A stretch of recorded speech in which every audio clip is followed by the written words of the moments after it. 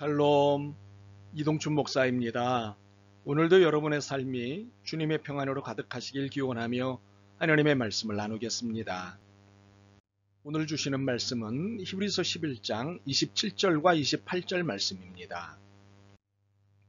믿음으로 애굽을 떠나 왕의 노함을 무서워하지 아니하고 곧 보이지 아니하는 자를 보는 것 같이 하여 참았으며 믿음으로 유월절과 피 뿌리는 예식을 정하였으니 이는 장자를 멸하는 자로 그들을 건드리지 않게 하려 한 것이며. 아멘. 히브리서 11장 27절과 28절 말씀을 본문으로 히브리서 강의 26번째 시간 믿음으로 사는 사람들 7번째 시간에 말씀을 나누도록 하겠습니다. 우리는 그동안 자부심에 찌든 사람들을 많이 보아온 탓에 우리 안에는 자부심에 대한 부정적 이미지가 크게 자리 잡고 있습니다. 자부심과 잘난 체를 동일시하는 경향이 있습니다. 그러나 자부심을 고약하게 사용하지 않는다면 자부심은 우리에게 멋진 인생을 살게 합니다. 당당함을 주기 때문이지요. 특히 자부심이 믿음에서 출생된 것이라면 주눅들게 하는 환경들과 맞서게 하기 때문입니다.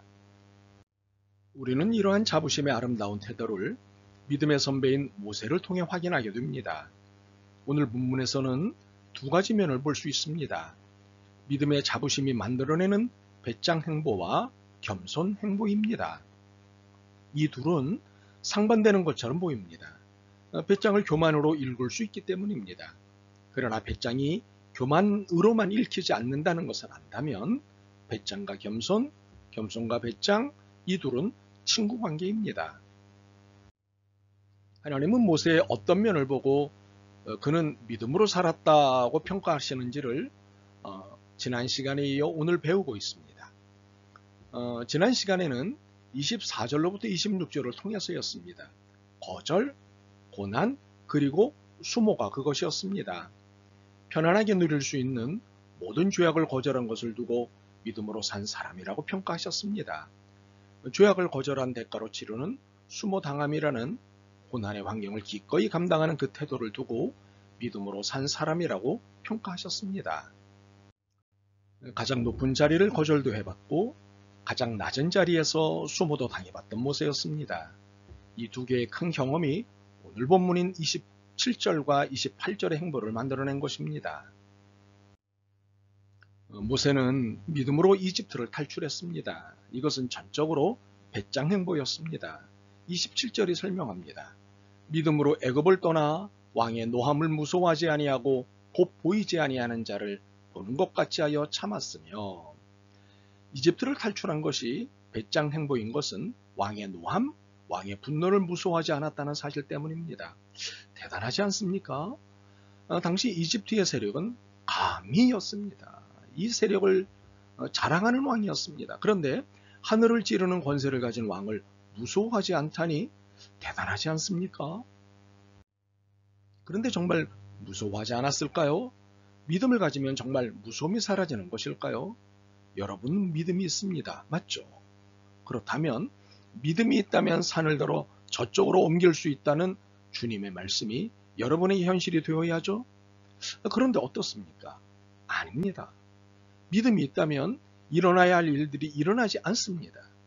이유는 간단합니다.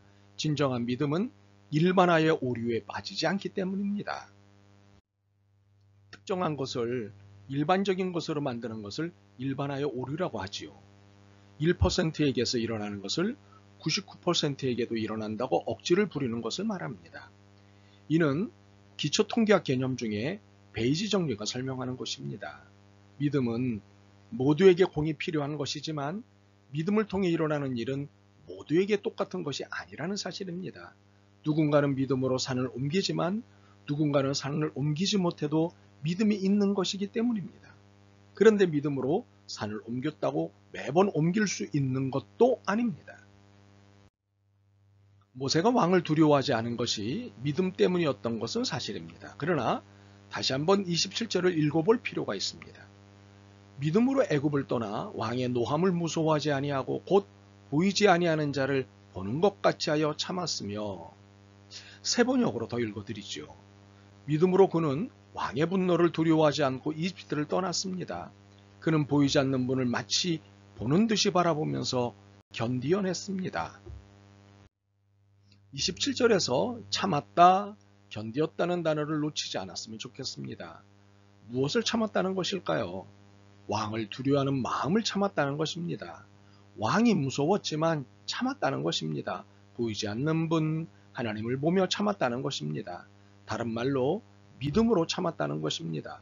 그러므로 왕이 두렵지 않은 것이 아니라 두려웠지만 하나님을 바라보며 견디어냈다는 것입니다. 이것은 하나님께서 모세가 믿음이 있다고 평가하신 것입니다. 그런데 처음에는 눈을 질끈 감고 시작한 두려움, 삭히기식 견디기였습니다. 이렇게 견디다 보니 점점 믿음의 배짱이 커졌습니다. 그러므로 우리는 이것을 출애굽의 전 과정 속에서 읽어야 합니다. 출애굽한 그 순간이 아니라 출애굽을 위한 전 과정, 즉 바로왕을 만나는 그 시간부터 10가지 재앙이 진행되어지는 과정과 6월절을 지나 홍해를 건너기까지의 전 과정을 참았다는 것에서 해석해야 합니다. 이렇게 참다 보니 믿음의 배짱이 커지고 이 배짱이 믿음이 되고 이 믿음이 자부심을 갖게 한 것입니다.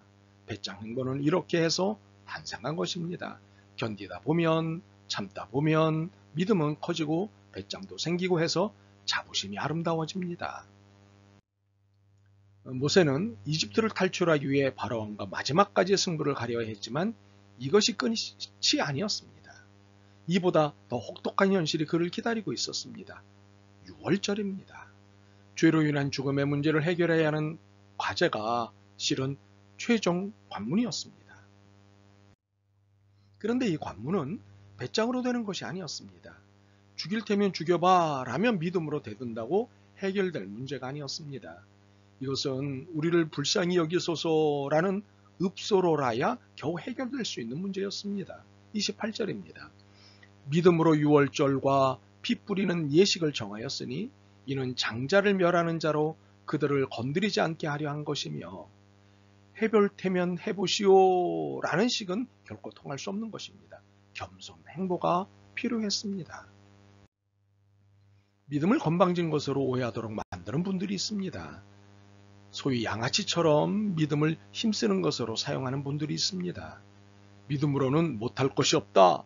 믿음이 없으니 그 모양이지 라며 상대를 면박 주는 것은 소위 양아치의 태도와 다르지 않습니다. 이 얼마나 건방진 태도입니까? 믿음의 지향점은 양아치를 만드는 것이 아니라 예수 모방자를 만드는 것에 있습니다.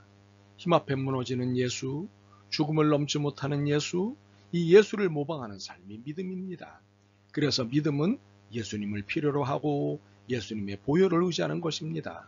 이것이 6월절의 의미입니다. 이것이 28절의 의미이고 겸손 행보를 말하는 이유입니다. 만약 문설주의 양의 피를 바르지 않고 우리는 하나님의 자녀이니 이런 것은 안 해도 돼 라는 태도를 취했다면 어떻게 됐을까요? 말은 되는 것 같습니다. 그러나 이 말과 태도에는 교만과 불신앙이 가득 차 있습니다.